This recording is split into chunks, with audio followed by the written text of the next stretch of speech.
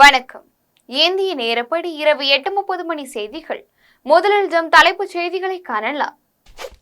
பால்வளத்துறை அமைச்சராக நியமிக்கப்பட்டுள்ள மனோ தங்கராஜுக்கு பதவி பிரமாணம் செய்து வைத்தார் தமிழக ஆளுநர் RN ரவி.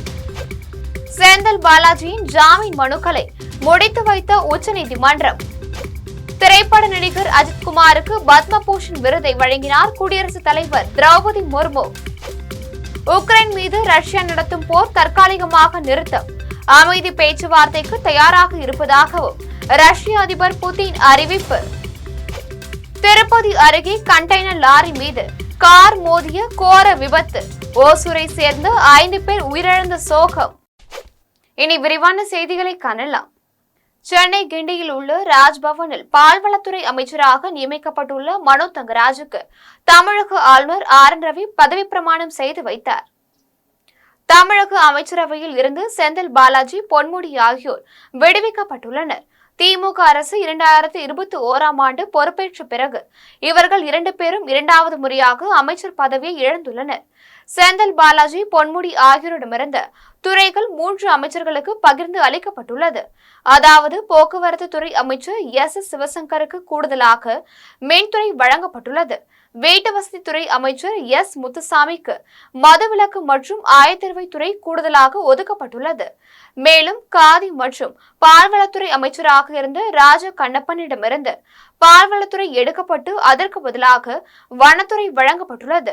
இதேபோல் ஏற்கனவே பால்வளத்துறை அமைச்சராக இருந்து விடுவிக்கப்பட்ட பத்மநாதபுரம் தொகுதி திமுக சட்டமன்ற உறுப்பினர் மனோ தங்கராஜுக்கு மீண்டும் அந்த பொறுப்பு வழங்கப்பட்டுள்ளது. ஏற்கனவே அமைச்சர் பொறுப்பில் இருக்கும் S சிவசங்கர், S முத்துசாமி, ராஜ கண்ணப்பன் ஆகியோருக்கு கூடுதல் பொறுப்பு வழங்கப்பட்டாலும் அவர்கள் மீண்டும் பதவியேற்க வேண்டிய அவசியமில்லை என்பதால் பால்வளத்துறை அமைச்சராக நியமிக்கப்பட்டுள்ள மனோ தங்கராஜ் அமைச்சர் பதவியை ஏற்க வேண்டும் என்ற நிலையில் சென்னை கிண்டியில் உள்ள ராஜ்பவனில் அவருக்கு பதவி பிரமாணமும் ரகசிய காப்பு பிரமாணமும் தமிழக ஆளுநர் RN ரவி செய்து வைத்தார். நிகழ்ச்சியில் முதலமைச்சர் MK ஸ்டாலின், துணை முதலமைச்சர் உதயநிதி ஸ்டாலின், அமைச்சர்கள், அரசு உயர் அதிகாரிகள் உட்பட பலர் கலந்து கொண்டனர். செந்தில் பாலாஜியின் ஜாமீனை ரத்து செய்ய கோரும் மனுக்களை முடித்து வைத்து உச்சநீதிமன்ற நீதிபதிகள் உத்தரவிட்டனர். தமிழக மின்துறை அமைச்சராக இருந்த செந்தில் பாலாஜி கடந்த 2015ஆம் ஆண்டு அதிமுக ஆட்சியின் போது போக்குவரத்து துறை அமைச்சராக இருந்தார். அந்த சமயத்தில் டிரைவர், கண்டக்டர் பணியிடங்களுக்கு பணம் பெற்றுக்கொண்டு வேலை வாங்கி தராமல் பணத்தை மோசடி செய்ததாக அவர் மீது குற்ற வழக்கு பதிவு செய்யப்பட்டது.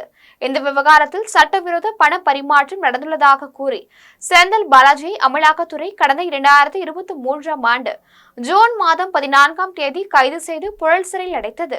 இதைத் தொடர்ந்து அவர் அமைச்சர் பதவியை ராஜினாமா செய்தார். 471 நாட்கள் சிறைவாசத்திற்கு பின்பு கடந்த ஆண்டு செப்டம்பர் 26ஆம் தேதி அவருக்கு ஜாமீன் கிடைத்தது. செப்டம்பர் 29ஆம் தேதி மீண்டும் அமைச்சராக பதவி ஏற்றார். இதையே காரணமாக வைத்து அமலாக்கத்துறை அவரது ஜாமீனை ரத்து செய்ய வேண்டும் என உச்சநீதிமன்றத்தை நாடியது. இந்நிலையில் வழக்கின் இறுதியில் பதவி விலகல் தொடர்பான ஆளுநர் மாளிகையின் செய்திக்குறிப்பை ஏற்று செந்தில் பாலாஜியின் ஜாமீனை ரத்து செய்ய கோரும் மனுக்களை முடித்து வைத்து நீதிபதிகள் உத்தரவிட்டனர். மேலும் செந்தில் பாலாஜி தற்போது அமைச்சராக இல்லை என்பதால் புதிய கட்டுப்பாடுகள் எதுவும் விதிக்க தேவையில்லை என்று உச்சநீதிமன்ற நீதிபதிகள் தெரிவித்தனர். மத்திய அரசின் உயரிய விருதுகளில் ஒன்றான பத்மபூஷன் விருதை திரைப்பட நடிகர் அஜித்குமாருக்கு குடியரசுத் தலைவர் திரௌபதி முர்மு வழங்கினார். பல்வேறு துறைகளில் சிறந்து விளங்கும் நபர்களுக்கு பத்ம விருதுகளை வழங்க மத்திய அரசு ஏற்கனவே அறிவித்திருந்தது. அதில் நடிகர் அஜித்குமாருக்கு பத்மபூஷன் விருது அறிவிக்கப்பட்டது. இந்நிலையில் மத்திய அரசின் உயரிய விருதுகளில் ஒன்றான பத்மபூஷன் விருதை அஜித்குமாருக்கு குடியரசுத் தலைவர் திரௌபதி முர்மு இன்று வழங்கினார். அஜித் நடிப்பில் அண்மையில் வெளியான குட் பேட் அக்லி திரைப்படம் 200 கோடிக்கும் மேல் வசூல் செய்து சாதனை படைத்தது என்பது குறிப்பிடத்தக்கது. உக்ரைன் மீது ரஷ்யா நடத்தும் போரை தற்காலிகமாக நிறுத்துவதாகவும் அமைதி பேச்சுவார்த்தைக்கு தயாராக இருப்பதாகவும் ரஷ்ய அதிபர் புதின் அறிவித்துள்ளார். உக்ரைன் ரஷ்யா இடையேயான போர் 1159வது நாளாக நீடித்து வருகிறது. இந்த போரில் ஆயிரக்கணக்கானோர் உயிரிழந்துள்ளனர். இந்த போரை முடிவிற்கு கொண்டுவர அமெரிக்கா உள்பட பல்வேறு நாடுகள் முயற்சித்தன. ஆனால் அந்த முயற்சிகள் அனைத்தும் தோல்வியடைந்த நிலையில் போர் தொடர்ந்து நீடித்து வருகிறது. இதனிடையே கிறிஸ்தவ மதத்தினரின் முக்கிய நிகழ்வான ஈஸ்டர் பண்டிகை கடந்த 20ஆம் தேதி கொண்டாடப்பட்டது. அன்றைய தினம் மட்டும் தற்காலிக போர் நிறுத்தத்தை ரஷ்யா அமல்படுத்தியது. அதன் பின்னர் மீண்டும் போர் தொடங்கி நடைபெற்று வருகிறது. அதே வேளையில் போர் நிறுத்தம் தொடர்பான அமைதி பேச்சுவார்த்தைக்கு தயாராக இருப்பதாகவும் ரஷ்ய அதிபர் புதின் அறிவித்துள்ளார். திருப்பதி அருகே கண்டெய்னர் லாரி மீது கார் மோதிய விபத்தில் ஓசூரை சேர்ந்த 5 பேர் சம்பவ இடத்திலேயே பரிதாபமாக உயிரிழந்தனர். தமிழகத்தின் கிருஷ்ணகிரி மாவட்டம் ஓசூரை சேர்ந்த 7 பேர் காரில் ஆந்திராவிற்கு சென்று கொண்டிருந்தனர். ஆந்திராவின் திருப்பதி அருகே தொட்டப்பள்ளியில் உள்ள தேசிய நெடுஞ்சாலையில் சென்று கொண்டிருந்த போது முன்னே சென்ற கண்டெய்னர் லாரி மீது கார் மோதி விபத்திற்குள்ளானது. இந்த கோர விபத்தில் காரில் பயணித்து 5 பேர் சம்பவ இடத்திலேயே உயிரிழந்தனர். மேலும் 2 பேர் படுகாயமடைந்தனர். இதுகுறித்து தகவலறிந்து விரைந்து வந்த காவல்துறையினர் படுகாயமடைந்தவர்களை மீட்டு அருகில் உள்ள மருத்துவமனையில் அனுமதித்தனர்.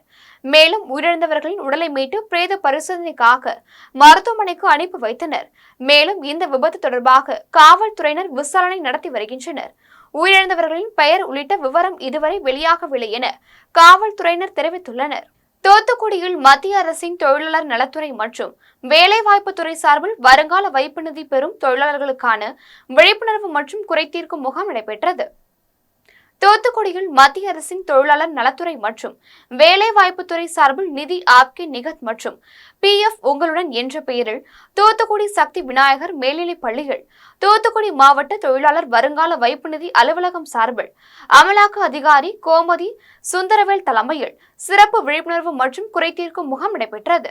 முகாமில் வருங்கால வைப்பு நிதியில் பயன்பெறும் தொழிலாளர்கள் மற்றும் பென்ஷன்தாரர்கள், தொழில் நிறுவன உரிமையாளர்கள் உட்பட பலர் கலந்து கொண்டனர்.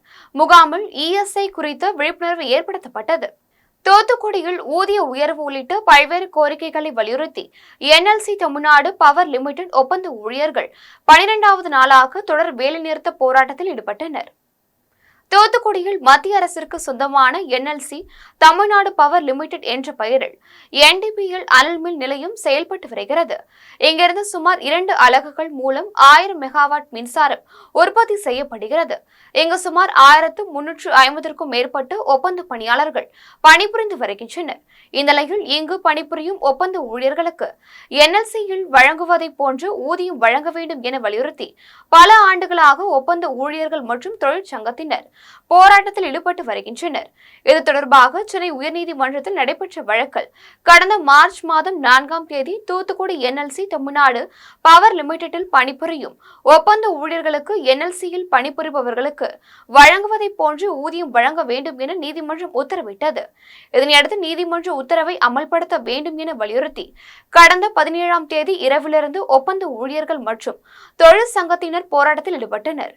அப்போது மத்திய அரசின் சுரங்கத்துறை, எரிசக்தி துறை அமைச்சர் உடனடியாக தலையிட்டு ஒப்பந்த ஊழியர்களின் வேலைநிறுத்த போராட்டத்தை முடிவுக்கு கொண்டு வர நடவடிக்கை எடுக்க வேண்டும் என கோரிக்கை விடுத்தனர். கடந்த 12 தினங்களாக தாங்கள் பெற்றிருக்கக்கூடிய உயர்நீதிமன்ற உத்தரவை ஏற்று NLC-யில் வழங்கப்படுவது போல ஊதியம் வழங்க வேண்டும் என்று தொடர்ச்சியாக வேலைநிறுத்த போராட்டத்தில் ஈடுபட்டு வருகிறார்கள். 4 சுற்று பேச்சுவார்த்தை தோல்வியை தழுவிய நிலையில் நேற்றைக்கு 5வது சுற்றாக மண்டல தொழிலாளர் ஆணையர் முன்பாக பேச்சுவார்த்தை இடப்பட்டது.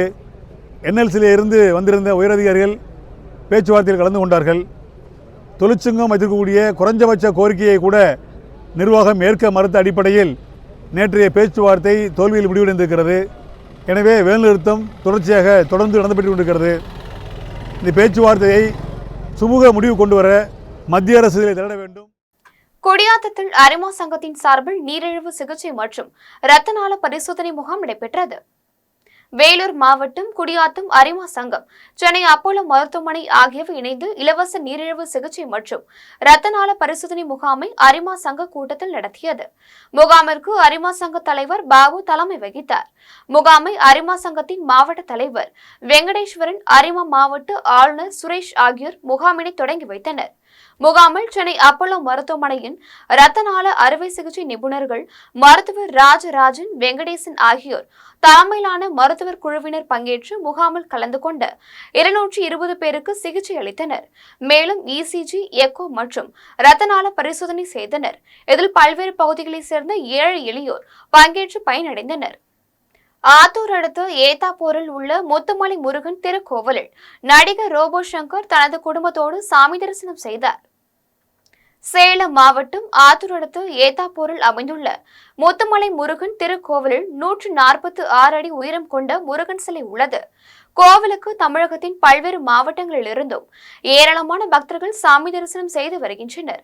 இந்நிலையில் திரைப்பட நடிகர் ரோபோ சங்கர் மற்றும் அவரது மனைவி பிரியங்கா சங்கர் உள்ளிட்டோரின் குடும்பத்தினர் முத்துமலை முருகன் கோவிலில் சாமி தரிசனம் செய்தனர்.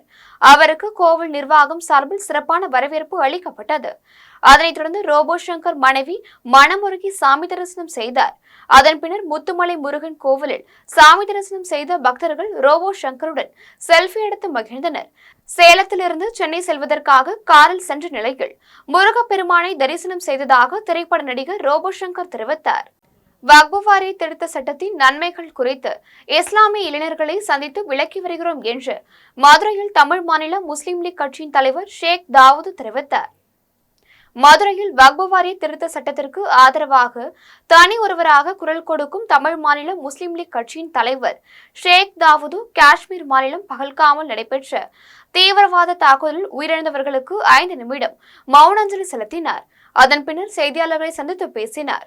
அப்போது வக்ஃப் வாரிய திருத்த சட்டத்தின் மூலம் சொத்துக்கள் மீட்கப்பட்டால் ஏழை எளிய மக்கள் பொருளாதாரத்தில் மேம்படுவார்கள் என்றும் வக்ஃப் வாரிய திருத்த சட்டத்தின் நன்மைகள் குறித்து இஸ்லாமிய இளைஞர்களை சந்தித்து விளக்கி வருகிறோம் என்றும் வக்ஃப் வாரிய சொத்தை காங்கிரஸ் அதன் கூட்டணி கட்சிகள் கொள்ளையடித்து வைத்துள்ளதால் தான் மத்திய அரசு கொண்டு வந்த வக்ஃப் வாரிய திருத்த சட்டத்திற்கு எதிர்ப்பு தெரிவிக்கின்றனர் என்றும் தமிழ் மாநில முஸ்லிம் லீக் கட்சியின் தலைவர் ஷேக் தாவூத் தெரிவித்தார்.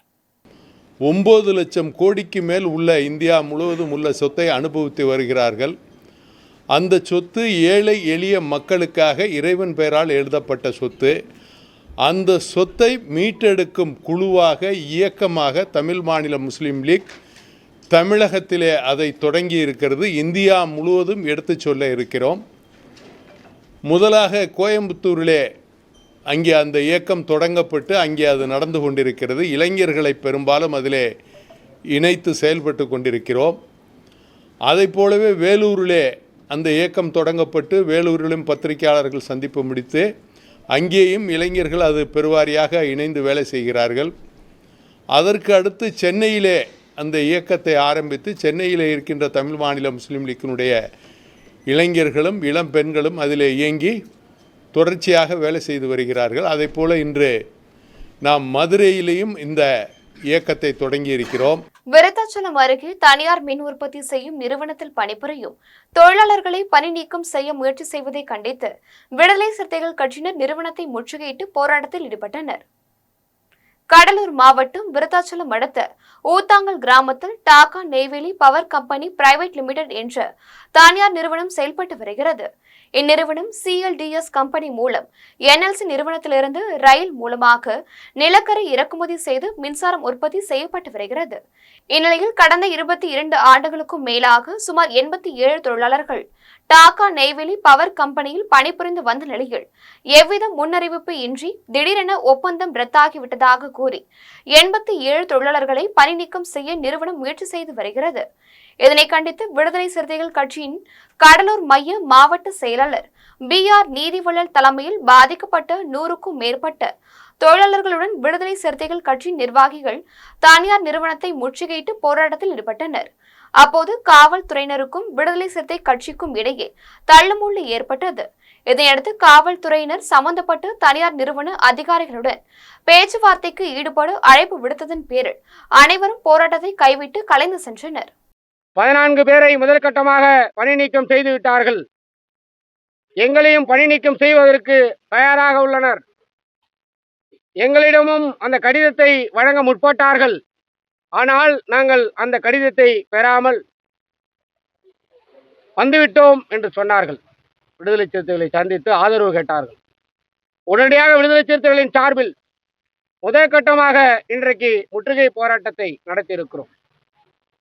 திடீரென்று அறிவிப்பு செய்து 12 மணி நேர இடைவெளியில் ஒரு முற்றுகை போராட்டத்தை அறிவிப்பு செய்திருக்கிறோம்.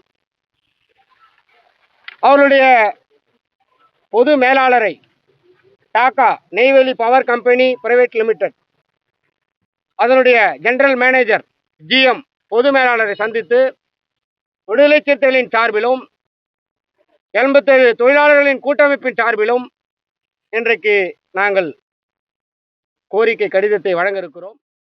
பகல்காம் தீவிர தாக்குதலுக்கு காரணமானவர்கள் எந்த மதத்தவராயினும் அவர்கள் சட்டத்தின் முன் நிறுத்தப்பட்டு தூக்கிலிடப்பட வேண்டும் என்று கடலூரில் தவ்ஹீத் ஜமாத்தின் சார்பில் நடைபெற்ற செயல்வீரர்கள் கூட்டத்தில் மாநில செயலாளர் அன்சாரி வலியுறுத்தினார். கடலூர் வடக்கு மாவட்ட தமிழ்நாடு தவ்ஹீத் ஜமாத் சார்பில் மே மாதம் 25ஆம் தேதி சமூக விழிப்புணர்வு மாநாடு நடத்தப்பட உள்ளது. இதனை முன்னிட்டு நெல்லிக்குப்பம் பகுதியில் உள்ள சமுதாய நலக்கூடத்தில் மாநாடு தொடர்பான நடவடிக்கைகள் மேற்கொள்வது குறித்து செயல் வீரர்கள் மற்றும் வீராங்கனைகளின் கூட்டம் நடைபெற்றது. கூட்டத்தில் உச்சநீதிமன்றத்தில் வக்ஃபு வாரிய திருத்த சட்டத்தின் பல்வேறு நடைமுறைகளுக்கு இடைக்கால தடை விதித்துள்ளது வரவேற்கத்தக்கது என்றும் வக்ஃபு வாரிய சட்ட திருத்தத்தை ரத்து செய்ய வேண்டும் என்பன உள்ளிட்ட பல்வேறு தீர்மானங்கள் நிறைவேற்றப்பட்டன. கூட்டத்தை தொடர்ந்து தமிழ்நாடு தவ்ஹீத் ஜமாத்தின் மாநில செயலாளர் அன்சாரி செய்தியாளர்களை சந்தித்து பேசினார். அப்போது பகல்காம் தீவிர தாக்குதலுக்கு காரணமானவர்கள் எந்த மதத்தவராயினும் அவர்கள் சட்டத்தின் முன் நிறுத்தப்பட்டு தூக்கிலிடப்பட வேண்டும் என்றும் மக்களை பாதுகாக்க தவறிய பாதுகாப்புத்துறை அமைச்சர் உள்துறை அமைச்சர் பதவி விலக வேண்டும் என்றும் வலியுறுத்தினார். இதில் தவ்ஹீத் ஜமாத்தின் கிளை நிர்வாகிகள், மாவட்ட பேச்சாளர்கள் மற்றும் பெண் பேச்சாளர்கள், ஆலிமாக்கள் என திரளானோர் கலந்து கொண்டனர். ராமநாதபுரம் நகராட்சியில் மாதாந்திர கூட்டம் நடைபெற்றது. கூட்டத்தில் பங்கேற்ற கவுன்சிலர்கள் நகராட்சியின் மூலம் எந்த பணிகளும் நடைபெறவில்லை என கவுன்சிலர்கள் இடையே உள்ள குமுறலை வெளிப்படுத்தினர். ராமநாதபுரம் நகராட்சி கூட்டம் கூட்ட அரங்கில் நகர்மன்ற தலைவர் RK கார்மேகம் தலைமையில் நடைபெற்றது. கூட்டத்தில் 29 தீர்மானங்கள் நிறைவேற்றப்பட்டது. கூட்டத்தில் காங்கிரஸ் உறுப்பினர் ராஜாராம் பாண்டியன் பேசினார். அப்போது ராமநாதபுரம் நகரத்தில் அனைத்து பேருந்துகளும் ஈஷா பள்ளிவாசல் வழியாக சென்று வரும் நிலையில் சாலை பணிகள் நடைபெறாமல் உள்ளது என்றும் இதனால் பேருந்து உள்ளிட்ட வாகன ஓட்டிகள் சிரமத்தை சந்தித்து வருகின்றனர் என்றும் நகராட்சியில் உள்ள பாதாள சாக்கடைகள் எந்தவித பராமரிப்பும் இல்லாமல் பொதுமக்களுக்கு இடையூறை ஏற்படுத்தி வருகிறது என்றும் இது பற்றி நகராட்சி அதிகாரிகளிடம் பலமுறை முறையிட்டும் எந்தவித நடவடிக்கையும் எடுக்கவில்லை எனவும் நாங்கள் நகராட்சி மக்களுக்காக பணியாற்றுகிறோம், மக்கள் எங்களிடம்தான் முறையிடுவார்கள், அதிகாரிகள் யாரையும் அவர்களுக்கு தெரியாது எனவும் ராஜாராம் பாண்டியன் தெரிவித்தார். இவரை தொடர்ந்து திமுக கவுன்சிலர் ரமேஷ் கண்ணா பேசினார். அப்போது பாதாள சாக்கடை சுத்தம் செய்யும் ரோபோ பல மாதங்களாக செயல்படாமல் உள்ளது எனவும் இந்த ரோபோவால் எந்த பயனும் இல்லை எனவும் குப்பைகளை அகற்ற கோரி பலமுறை எடுத்துரைத்தும் எந்த பயனும் இல்லை என்றும் கவுன்சிலர் ரமேஷ் கண்ணா தெரிவித்தார்.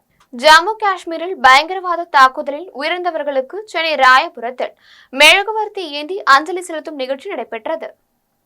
ஜம்மு காஷ்மீரில் பயங்கரவாத தாக்குதலில் உயிரிழந்த இந்தியர்களுக்கு பாரதிய ஜனதா கட்சியின் சார்பில் தமிழ்நாடு முழுவதும் மெழுகுவர்த்தி ஏற்றி வைத்து கண்ணீர் அஞ்சலி செலுத்தும் நிகழ்ச்சி நடைபெற்று வருகிறது.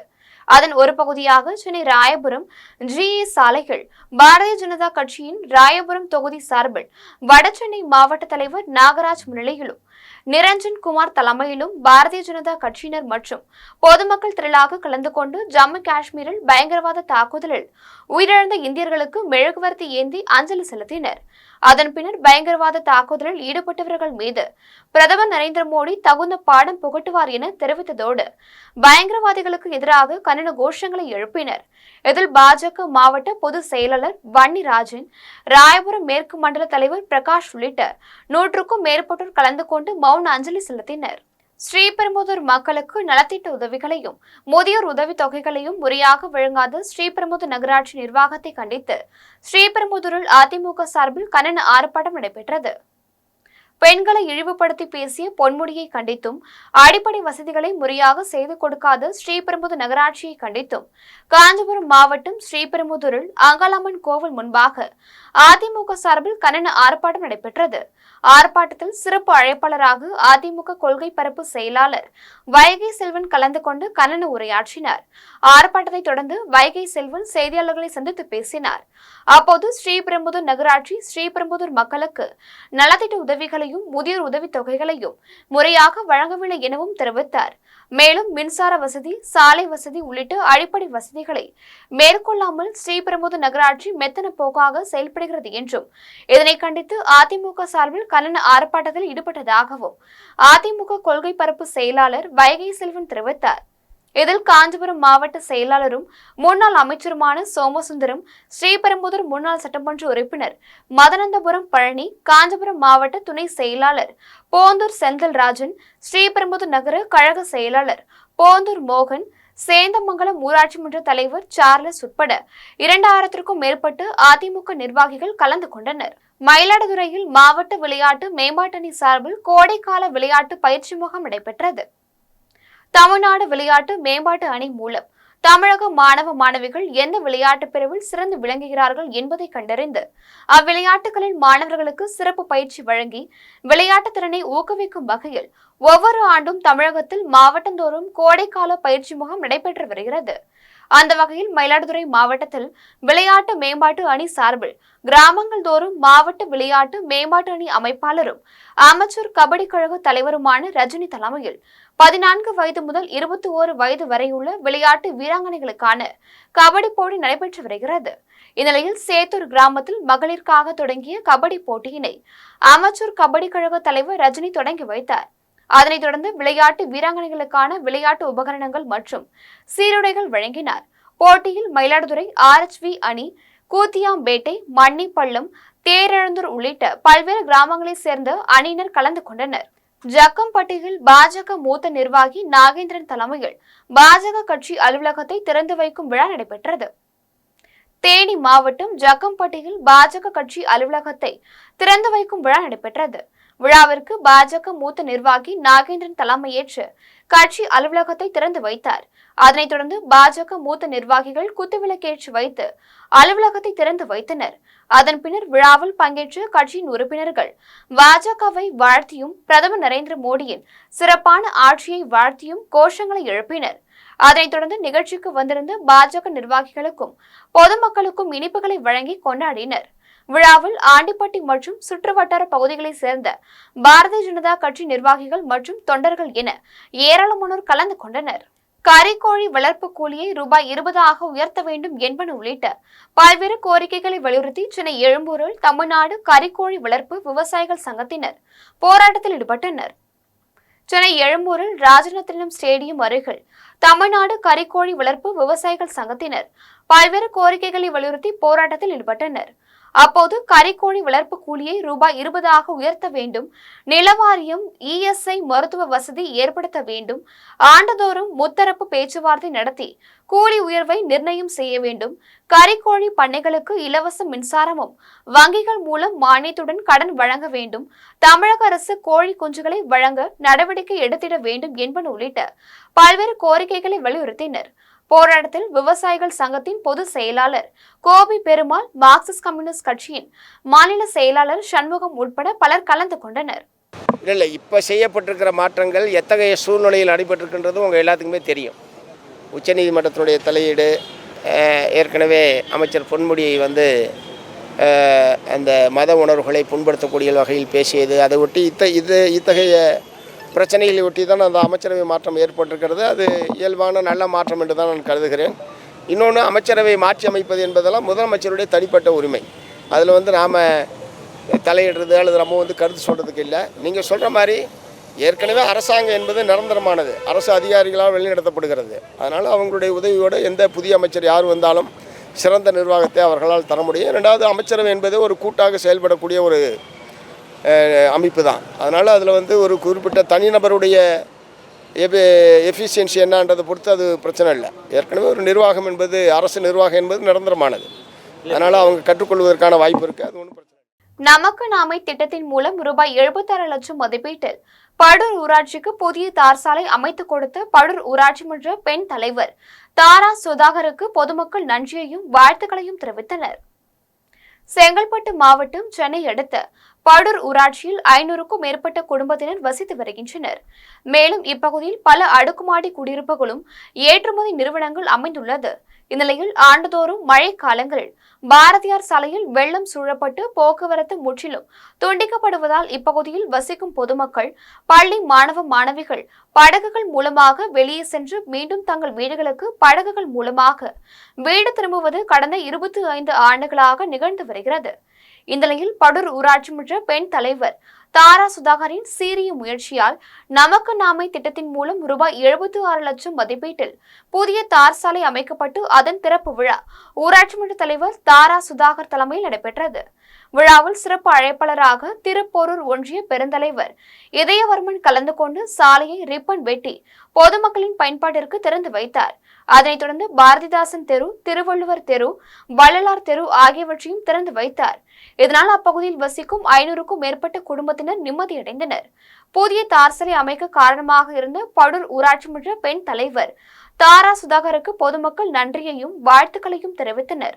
நிகழ்ச்சியில் படூர் ஊராட்சி மன்ற துணைத் தலைவர், வார்டு உறுப்பினர்கள், திமுக நிர்வாகிகள் மற்றும் பொதுமக்கள் ஏராளமானோர் கலந்து கொண்டனர். ராமேஸ்வரம் சுற்றுவட்டார கடலோர பகுதிகளில் அதிக அளவு இறந்த நிலையில் கரை ஒதுங்கும் ஜெல்லி மீன்கள் குறித்து மீன்வளத்துறையினரும் மத்திய கடல்சார் ஆராய்ச்சி நிலைய ஆய்வாளர்களும் ஆய்வு செய்து வருகின்றனர்.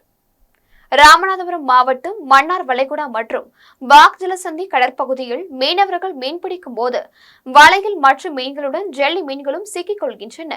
ஜெல்லி மீன்களின் நச்சுத்தன்மையினால் மனிதர்களுக்கு வாந்தி, மயக்கம், அரிப்பு ஏற்படும் என்பதால் கரை திரும்பியதும் மீனவர்கள் வலையிலிருந்து மீன்களை பிரித்து எடுக்கும் போது ஜெல்லி மீன்களை தனியாக எடுத்து கடற்கரையில் வீசி விடுகின்றனர். இந்த நிலையில் கடந்த ஆண்டை விட இந்த ஆண்டு கடந்த 3 நாட்களாக வழக்கத்திற்கு மாறாக அதிக அளவில் ராமேஸ்வரத்தில் சேராங்கோட்டை கடற்பகுதியில் அதிக அளவில் ஜெல்லி மீன்கள் இறந்து கரை ஒதுங்கியுள்ளன. இதுகுறித்து மீன்வளத்துறையினரும் மத்திய கடல்சார் ஆராய்ச்சி நிலைய ஆய்வாளர்களும் ஆய்வு செய்து வருகின்றனர். கனிம வள திருட்டு விசாரணை என்ற பெயரில் அப்பாவி விவசாயிகளின் மீது லட்சக்கணக்கில் அபராத தொகை விதிக்கும் மாவட்ட நிர்வாகத்தை கண்டித்து கோவையில் 200க்கும் மேற்பட்ட விவசாயிகள் கண்டன ஆர்ப்பாட்டத்தில் ஈடுபட்டனர். கோவை மாவட்டம் பேரூர் தாலுகாவிற்கு உட்பட்ட மாதம்பட்டி, ஆலாந்துறை, மதுவராயபுரம், தேவராயபுரம், வெள்ளிமலைப்பட்டினம், நரசிபுரம், ஈக்கரை, போலுவாம்பட்டி, தென்னமநல்லூர் மற்றும் தொண்டாமுத்தூர் உள்ளிட்ட கிராமங்களில் விவசாய விளை நிலங்களில் கனிம வளத்தை திருடி விவசாயிகள் விற்பனை செய்வதாக கூறி விவசாயிகள் மீது அபராத தொகை மற்றும் தண்ட தீர்வு தொகையை விதிக்க நடவடிக்கை எடுக்கப்பட்டு வருகிறது.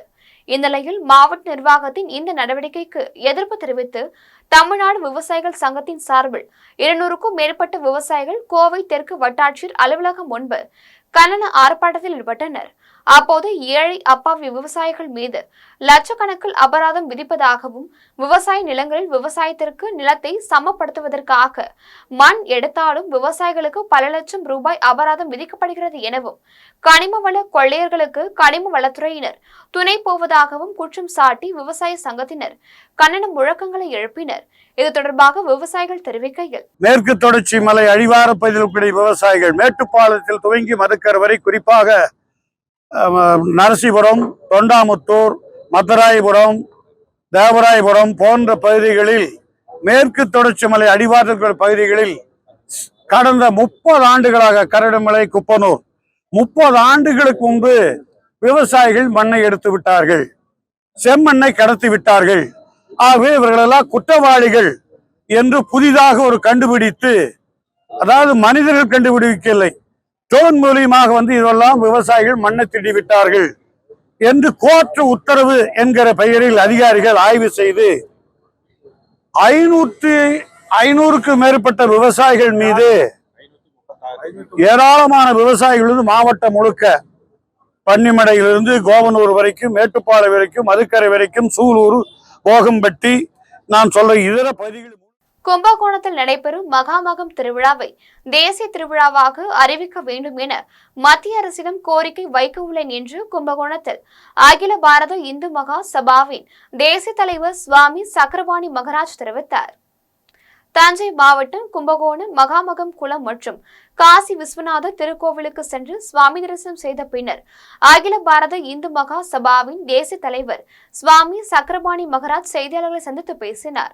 அப்போது கும்பகோணத்தில் 2028ஆம் ஆண்டில் நடைபெற உள்ள மகாமகம் திருவிழாவை உலகம் முழுவதும் அறிந்து கொள்ளும் வகையில் தேசிய திருவிழாவாக அறிவிக்க வேண்டும் என பாரத பிரதமர் நரேந்திர மோடி, உள்துறை அமைச்சர் அமித்ஷா ஆகியோரை நேரில் சந்தித்து கடிதம் அளித்து வலியுறுத்துவோம் என்றும் அகில பாரத இந்து மகா சபாவின் தேசிய தலைவர் சுவாமி சக்கரபாணி மகராஜ் தெரிவித்தார்.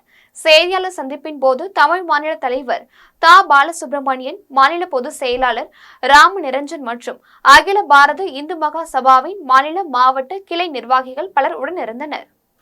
புன்னை நல்லூரில் அமைந்துள்ள மாரியம்மன் திருக்கோவிலில் வீற்றிருக்கும் கங்காளமூர்த்தி சுவாமிக்கு அமுதுபடைகள் மற்றும் பாரம்பரிய நாடக விழா சிறப்பாக நடைபெற்றது. தஞ்சாவூர் புன்னை நல்லூரில் அமைந்துள்ள மாரியம்மன் திருக்கோவிலில் வீற்றிருக்கும் கங்காளமூர்த்தி சுவாமிக்கு 180வது ஆண்டு நாடக விழா நடைபெற்றது. மாரியம்மன் கோவிலின் எதிரே உள்ள நாடக மேடையில் முதல் நாள் இரவில் ஸ்ரீரங்கநாதர் உபாத்தியர் அருளிய ஸ்ரீ சிறு தொண்டர் நாயனாரின் இசை நாட்டிய நாடகம் நடைபெற்றது. அதனையடுத்து 2ஆம் நாள் விழாவான மதியத்தில் கங்காளநாத சுவாமிக்கு அப்பர் மடத்தில் அமுதப்படையில் வைக்கப்பட்டு மகா தீபாராதனை காண்பிக்கப்பட்டது. இவ்விழாவில் குழந்தை பாக்கியம் இல்லாத தம்பதியர்கள் மதிய நேரத்தில் பக்தர்கள் சாப்பிட உள்ள அன்னத்தை அவர்களிடம் மடியேந்தி அன்னத்தை வாங்கி சாப்பிட்டால் குழந்தை பாக்கியம் கிடைக்கும் என்பது ஐதீகமாக உள்ளது. இதனால் விழாவில் பங்கேற்ற ஏராளமான பக்தர்களுக்கு அன்னதானம் வழங்கப்பட்டது. மாரியம்மன் கோவில் திருவிழாவை புன்னை நல்லூர் கிராம மக்கள் ஆண்டுதோறும் சிறப்பாக செய்து வருகின்றனர். மீண்டும் தலைப்புச் செய்திகள். பால்வளத்துறை அமைச்சராக நியமிக்கப்பட்டுள்ள வனோ தங்கராஜுக்கு பதவி பிரமாணம் செய்து வைத்தார் தமிழக ஆளுநர் RN ரவி. செந்தில் பாலாஜியின் ஜாமீன் மனுக்களை முடித்து வைத்த உச்சநீதிமன்றம்.